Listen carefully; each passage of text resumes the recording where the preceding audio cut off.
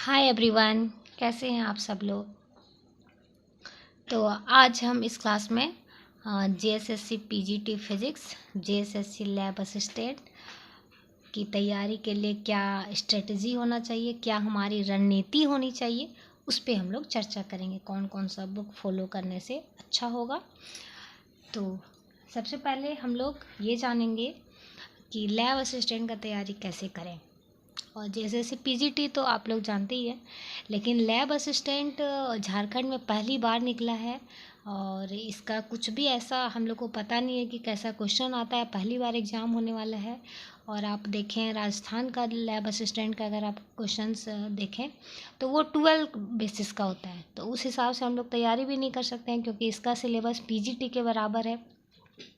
तो lab assistant का तैयारी करने के लिए हम लोग पीजीटी के ही पैटर्न को फॉलो करेंगे क्योंकि सिलेबस दोनों का सेम है। और हम पीजीटी का अगर तैयारी करते हैं तो लैब असिस्टेंट का भी तैयारी हम लोग का अपने आप हो जाएगा, क्योंकि लैब असिस्टेंट का लेवल या तो पीजीटी के इक्वल होगा या उससे कम ही होगा, लेकिन ऊपर नहीं जाएगा। तो हम लोग अगर पीजीटी का तैयारी करते हैं तो लैब असिस्टेंट का भी तैयारी अपने आप होते जाएगा क्योंकि दोनों का सिलेबस सेम है। अगली बात कि कौन कौन सा फैक्टर्स है, पहली बात कि पीजीटी में कितना कट ऑफ रहता है। तो अगर आप पिछले सालों का देखें क्वेश्चन पेपर और जो मतलब हुआ है, सिलेक्शन हुआ है, तो उसमें कट ऑफ्स मात्र 150 गया है। कट ऑफ जो है सो पीजीटी फिजिक्स में कट ऑफ मात्र 150 गया है। ठीक है, 150 कहने का मतलब है कि टोटल 300 मार्क्स का क्वेश्चन रहेगा, है ना। 300 मार्क्स का क्वेश्चन रहेगा, तो इसमें से 150 लाना है, मतलब 50%।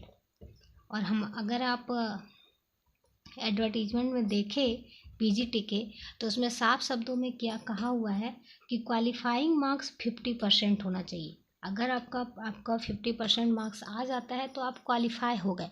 रही बात मेरिट की, तो पीजीटी में पिछले सालों से सीट खाली रह जा रहा है, तो मेरिट का तो कोई बात ही नहीं आता है। हमको अटेंड करना है जितना चाहिए। तो अगर हम 70% अगर हम कवर कर ले, 70% ले आए, मतलब कि हम लोग का सिलेक्शन पक्का है।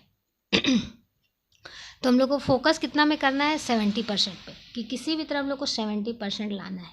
तो अगर 70% लाने के लिए अगर हम 80 से 90% कवर कर ले अपने सिलेबस को, 80 से 90% अगर हम अपने सिलेबस को कवर कर ले, तो 70% आने का चांस हम लोग का बढ़ जाता है कि 60 से 70 के बीच तो हम लोग ले आएंगे।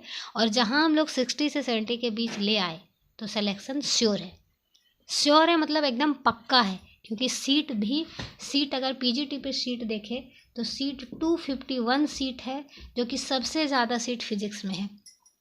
और लैब असिस्टेंट के लिए भी सीट 230 है टोटल। जिसके पास बीएड का डिग्री है, एमएससी है, और जो दोनों के लिए अप्लाई कर रहा है वो 481 सीट के लिए पढ़ाई करेगा। मतलब देखिए कितना सारा सीट है। ये सीट सिर्फ एक सब्जेक्ट के लिए स्पेसिफाई है, तो इसको कम नहीं समझिएगा। सिर्फ फिजिक्स के लिए इतना सीट है, इसका मतलब कि बहुत है।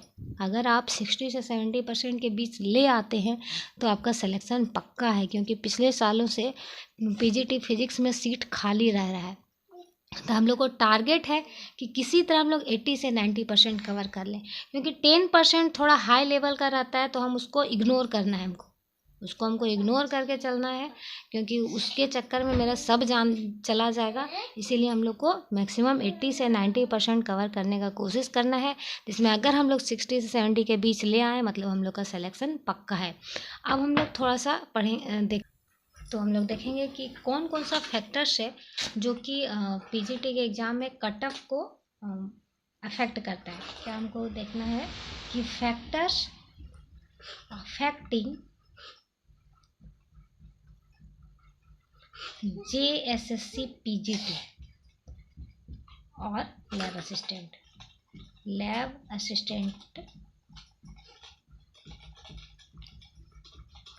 कट ऑफ मार्क्स, कितना कट ऑफ मार्क्स जाएगा। तो पहला फैक्टर्स कौन है, जो कि अफेक्ट करता है कट ऑफ को, कि number of candidates that have applied for the exam, कितने कैंडिडेट्स एग्जाम के लिए अप्लाई किए हैं, द नंबर ऑफ कैंडिडेट्स, है ना, द नंबर ऑफ कैंडिडेट्स। तो आप इसके बारे में खुद सोच सकते हैं कि सिर्फ पीजीटी फिजिक्स के लिए कितने कैंडिडेट अप्लाई किए होंगे, करेंगे, है ना। तो 251 सीट है मेरा टोटल, और जितने भी इसमें से ये भी है कि केवल झारखंड के लोग अप्लाई कर सकते हैं, झारखंड से जो मैट्रिक इंटर पास किए हैं। तो बहुत सारे ऐसे लोग हैं जो कि फिजिक्स बीएससी तो किए हैं लेकिन एमएससी नहीं किए हैं, बहुत सारे ऐसे हैं जो एमएससी किए हैं लेकिन बीएड नहीं किए हैं, तो वो लोग पीजीटी भर नहीं पाएंगे। तो पीजीटी के लिए जो एप्लीकेशन आएगा सो बहुत सारा नहीं आने वाला है। ये नहीं सोचना है कि सीजीएल की तरह, एसएससी सीजीएल की तरह बहुत सारा वैकेंसी मतलब एप्लीकेशन आने वाला है, इसके लिए एप्लीकेशन बहुत कम होगा। तो इसीलिए हम लोग को कट ऑफ बहुत ज़्यादा हाई जाने वाला नहीं है। तो जिस तरह से पिछले सालों में 150 गया है, शायद उतना के ही अप्रोक्स जाने वाला, उससे ज़्यादा नहीं जाएगा। दूसरा फैक्टर्स क्या होता है, the number of vacancy, the number of vacancy, कि वैकेंसी कितना ज़्यादा है ना। तो वैकेंसी भी कम नहीं है, 251 सीट है पीजीटी में, 230 सीट है मेरा लैब असिस्टेंट में। तो 251 सीट में तो बहुत कम वैकेंसी आने वाला है, 230 में थोड़ा वैकेंसी ज़्यादा, एप्लीकेशन ज़्यादा आएगा, लेकिन सीट भी कम नहीं है। स्पेसिफाई केवल सब्जेक्ट है फिजिक्स के लिए, है ना, स्पेसिफाई है सब्जेक्ट फिजिक्स के लिए, इसीलिए सीट कम नहीं है। सीट हमको कम नहीं आंकना है, सीट बहुत ज़्यादा है हमको इसमें। इसके तो ये भी फैक्टर है कि कट ऑफ बहुत ज़्यादा हाई नहीं जाएगा, क्योंकि सीट है, अच्छा खासा सीट है। तो हम लोग को कट ऑफ जो 150 है लगभग वही, तो हम लोग का टारगेट क्या है, 150 नहीं 60 से 70%, है ना। 70% आ गया तब तो फिर पक्का भाई। तीसरा है कि performance of the candidate, performance of the candidate. तो झारखंड में हम, मेरे और आप जैसे लोग ही हैं ज़्यादा, कुछ लोग हैं, मान लिए 20% लोग थोड़ा एक्स्ट्रा क्या बोलते हैं, एक्स्ट्रा टैलेंट लोग हैं, उन लोग को आप गोली मारिए, बच्चा 80% हम लोग एवरेज है।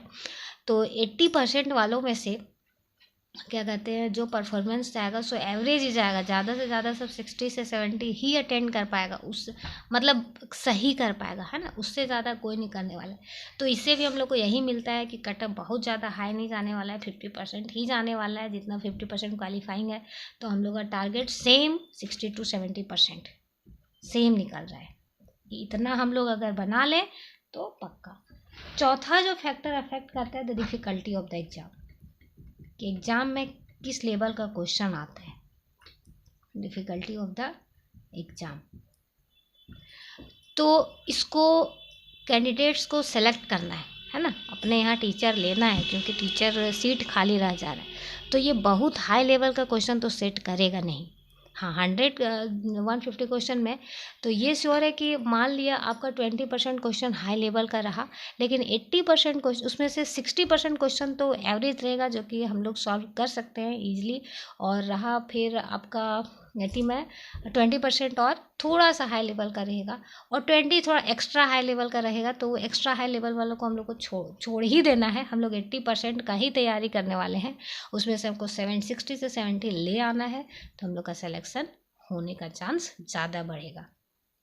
तो ये 4 फैक्टर्स हैं जो कि कट ऑफ को अफेक्ट करते हैं, और ये चारों फैक्टर से हम लोग का क्या निकला आउटपुट, कि हम लोग को 60 से 70% अगर हम लोग ले आते हैं तो हम लोग का सिलेक्शन फाइनल है। हम लोग या तो टीचर बनने वाले हैं या फिर लैब असिस्टेंट में प्रयोगशाला सहायक बनने वाले हैं, है ना।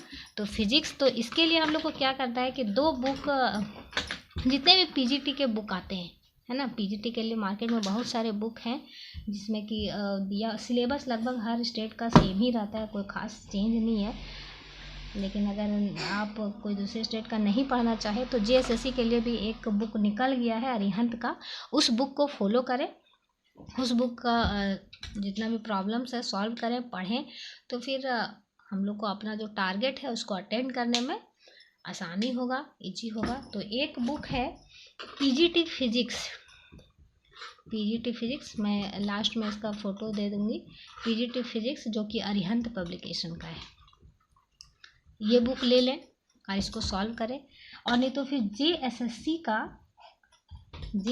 का भी PGT फिजिक्स आ गया है, PGTTCE, ये भी अरिहंत का है। ये दोनों बुक सॉल्व करें, प्रैक्टिस करें, तो फिर मेरा जो टारगेट है हम लोग का 70%, इसको अचीव करना आसान होगा। क्योंकि हम लोग को देखिए, हम लोग को पढ़ना है 80 से 90%, है ना, 80 से 90% यहाँ तक पढ़ना है।